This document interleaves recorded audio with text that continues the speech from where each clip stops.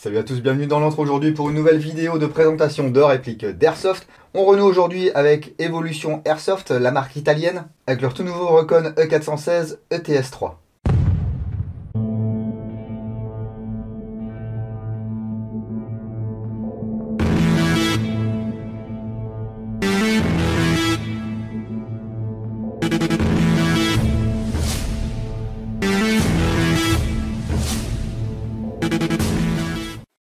Et avant de commencer cette vidéo, j'aimerais remercier toute l'équipe de Destockage Games qui m'a envoyé cette réplique afin que je puisse la découvrir et vous la présenter. Pour l'occasion, jingle. Destockage Games. C'est beau. Cette réplique, vous pourrez la trouver en plusieurs versions. Une version, la E416 comme celle-ci, et puis la CQB, un petit peu plus courte. Son prix se situe entre 300 et 320 €. Vous avez une chiotte réduction grâce au code qui est présent dans la description de la vidéo. On dit merci qui? Merci destockaggames.com. Ça fait un moment que je n'avais pas fait de réplique de chez Evolution. On va voir si des choses ont changé. Alors déjà, les boîtes ont changé. Maintenant, il y a une belle boîte avec le nouveau logo de chez Evolution. Globalement, sinon, les boîtes, c'est les mêmes que les autres marques, hein. Hop là, c'est dans de la mousse bien compacte. Il y a deux manuels d'utilisation avec cette réplique. Le premier, c'est juste mettez des billes, une batterie et puis allez jouer. Bon. Et l'autre est consacré entièrement à l'ETS3, Electronic Trigger System. Take Airsoft to the next level. Ouais, on va voir ça. J'avais déjà testé il y a quelques années un ETS de chez Evolution. Vous pouvez regarder ça ici. C'est la troisième version. Les instructions sont en anglais, en italien et en espagnol. Ça a l'air de se programmer avec le sélecteur de tir et la queue de détente. On verra ça un petit peu plus tard. Mais le cas échéant, vous avez des vidéos et des tutos en suivant le flashcode ici. Ensuite, on a un chargeur en polymère, chargeur mid-cap 140 billes. Voilà, avec les petits marquages là. Bon, il n'y a rien d'exceptionnel. Il y a la réplique.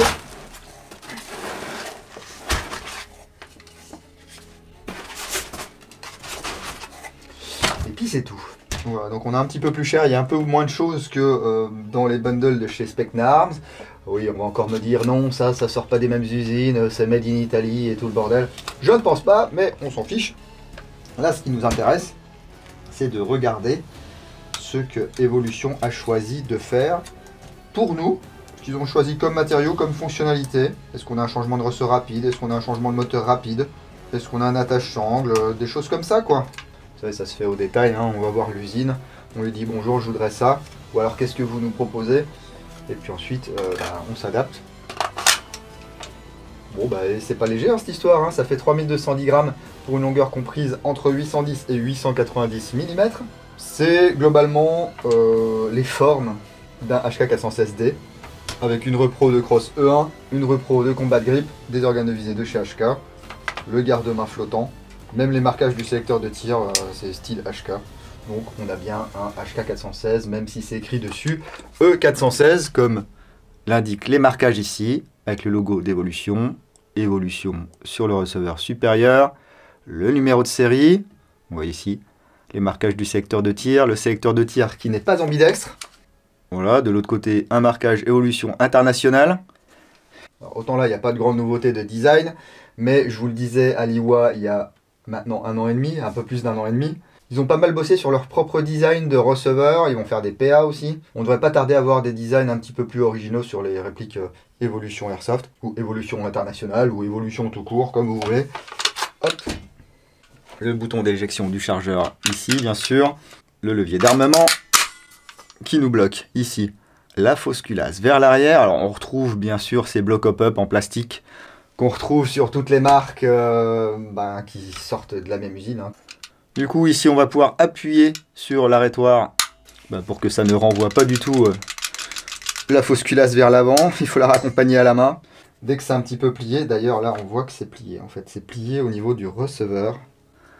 Je vais essayer de vous le montrer. Voilà, si vous voyez ici. Et le receveur qui est plié. Bien, il n'en faut pas plus pour que la fausse culasse ne revienne pas vers l'avant. Si vous êtes confronté à ce genre de mésaventure, vous contactez Destockage Games. Ils devraient trouver une solution très rapidement à ce genre de souci.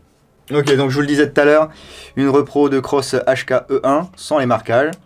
Avec la plaque de couche en caoutchouc que normalement on devrait pouvoir faire pivoter, voilà. pour aller trouver la connectique. Bien sûr, on est sur du mini Tamiya, parce qu'on est en 2020, hein, faudrait pas non plus passer en DIN, ça perturberait trop de monde. Cette crosse peut coulisser sur son tube, bien sûr, hein. On a plusieurs positions différentes. Ici, on peut voir que le tube de crosse n'est pas serré. Donc ça, c'est pareil, ça manque un petit peu de contrôle qualité, je trouve. Mais la bonne nouvelle, c'est qu'on a un attache-sangle ambidextre ici. 2 anneaux à gauche, un anneau à droite. On remarque, comme c'est un 416D, que le puits de chargement n'est pas biseauté. Donc attention, tous les PMAG ne passeront pas dans cette réplique. La poignée type Battle Grip de chez HK ici. C'est pas ma préférée, mais elle est quand même bien confortable. Avec sa texture ici. Ici, ouais, le capot tient par l'intermédiaire de 2 vis. Hein. Donc on n'a pas le système comme sur certaines poignées. Vous savez, où on appuie sur les côtés et on peut sortir le moteur rapidement. Ils ont rajouté des marquages ici qu'on peut avoir sur les vrais 416.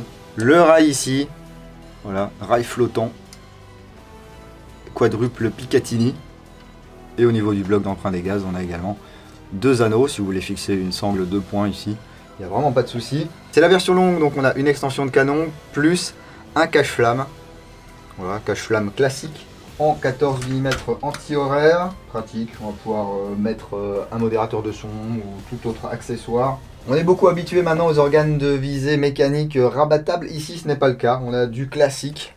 Voilà, de chez HK, je sais, je dis beaucoup classique, mais ça me fait plaisir. Un guidon fixe à l'avant et à l'arrière, un œilleton avec la molette ici.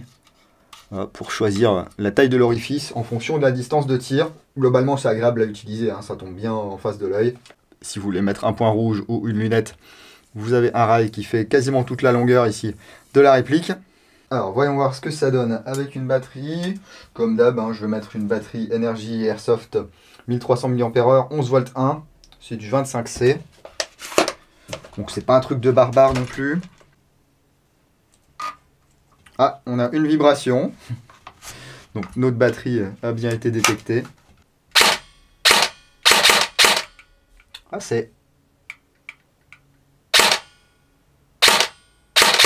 Bon, ça fait un bruit horrible, hein. C'est un AEG.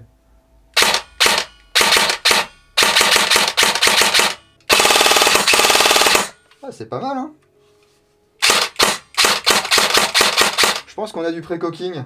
On va aller voir ce que ça donne au chrony, hein.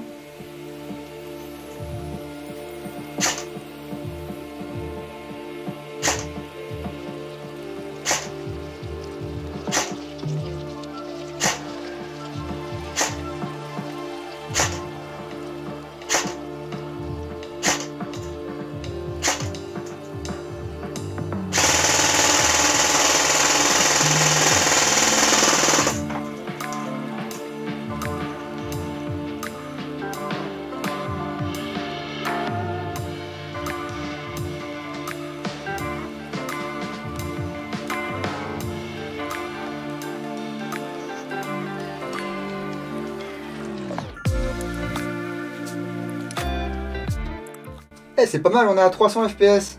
Alors, est-ce que c'est parce que le marché italien est à 1 joule, du coup ils adaptent toutes les répliques pour qu'elles soient en dessous d'1 joule. Si c'est pas assez pour vous, vous achetez un ressort et il est certainement possible de le changer très rapidement. On va regarder ça tout de suite.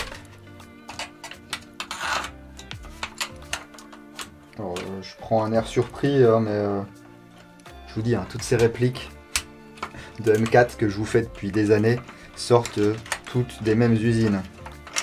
Après, vos achats ils sont conditionnés par le contenu de la boîte, par l'affection que vous avez pour une marque.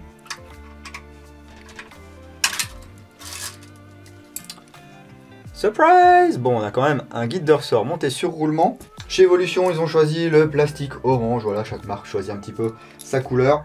Après, on fait ce qu'on veut, hein, c'est des granulés. Bon, bah parfait. Vous voyez, en quelques secondes, on peut changer le ressort et adapter sa réplique à du CQB, à du jeu en forêt, à n'importe quelle opération dans n'importe quel pays. Donc ça, c'est quand même très sympa.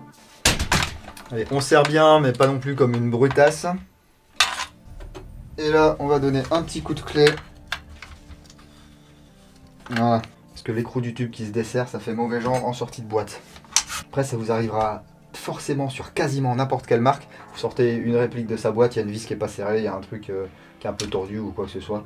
Ils en sortent des milliers, ils peuvent pas tout contrôler. Et c'est pour ça qu'en France, on a ce qu'on appelle une garantie, un service après-vente. Donc au lieu de râler sur internet et de dire ouais cette marque c'est de la merde et cette boutique c'est des voleurs, vous les contactez, vous trouvez une solution avec eux. Et si là effectivement ils ne vous proposent pas de solution, ou alors que vous avez été un petit filou, vous avez essayé de démonter votre réplique, vous avez tout pété, et là vous remontez ça un petit peu à l'arrache en disant ouais je comprends pas, elle est arrivée comme ça. Si c'est un manque d'honnêteté de votre part, vous méritez ce qui vous arrive. Allez, tant que je suis là avec mes clés Allen, on va séparer les deux receveurs. Je n'étais pas parti pour faire ça, mais bon, c'est pas grave. C'est l'entrain, on improvise.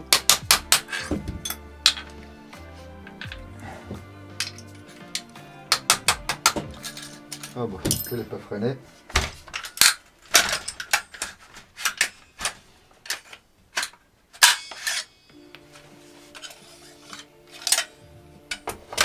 Voici le bloc hop-up, si vous suivez ce qui se passe de près ou de loin dans l'antre depuis quelques années, vous le connaissez.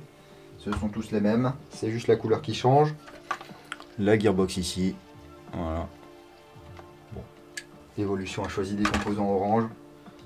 Je vais en profiter pour essayer de redresser le receveur supérieur qui est plié, en espérant pas le casser. Bon, est-ce que c'était comme ça avant? Est-ce que ça vient du transport, ici ou là? D'ailleurs, en parlant de transport, j'aimerais remercier le livreur qui vient me livrer ses colis, hein, qui est très sympa, qui m'appelle avant, qui me demande si je suis chez moi, où il doit laisser le colis et tout. Et à chaque fois, c'est pas galère du tout pour récupérer le colis. J'ai pas à faire 15 relivraisons ou à faire 40 bornes pour aller jusqu'à un dépôt.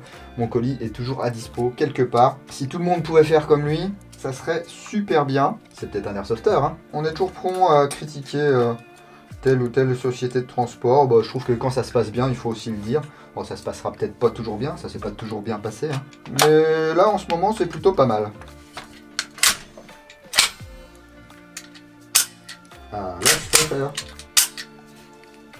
Voilà, concernant la compatibilité avec les chargeurs du commerce, alors moi j'en ai quelques-uns, j'ai pas tout ce qui existe, hein, j'ai surtout du polymère en plus. Ça sera après le générique de fin. Pour ne pas que ça s'éternise, je ferai une vidéo spéciale sur les réglages de l'ETS, comment on fait, comment ça marche, qu'est-ce qu'on a comme fonction. Donc voilà, globalement, ce que ça donne, cette évolution Recon E416. C'est pas une mauvaise réplique. Elle se met dans le segment des Specnarms, des Rossi, des Saigo, des Cybergun, les dernières, là, enfin bref. Là, on n'a rien de spécifique, à part le TS3, qui est une production de chez Evolution. Pour 320 €, un petit peu moins si vous utilisez le code de réduction qui est dans la description de la vidéo.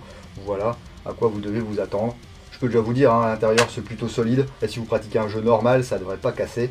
Et si ça casse, je le redis, SAV garantie et tutti quanti. Dites-moi ce que vous en pensez, hein. Est-ce que vous avez déjà des produits Evolution? Est-ce que vous en êtes content? Est-ce que vous n'en êtes pas content? Avez-vous acheté ce E416? Partagez votre expérience avec nous, ça permet aux gens qui sont encore un petit peu indécis de savoir si oui ou non ils seraient satisfaits par cette réplique. Merci encore à toute l'équipe de Destockage Games pour m'avoir envoyé cette réplique afin que je puisse la découvrir et puis vous la présenter. N'hésitez pas à cliquer sur le pouce vers le haut si ça vous a plu ou le pouce vers le bas si ça vous a pas plu, ça arrive, hein. Si vous voulez manifester votre soutien un petit peu plus à l'antre, vous avez des liens dans la description de la vidéo, un lien vers MyTip, un lien vers Utip et 2 liens affiliés sur lesquels vous pouvez commander du matos et je suis rémunéré en fonction de ce que vous achetez. Merci beaucoup à tous ceux qui ont profité de ce lien pour les promotions Olight pour le Black Friday. Moi je suis content, vous étiez content, Olight était content, du coup ils m'ont lâché un petit code de 10% valable tout le temps sur le lien ci-dessous.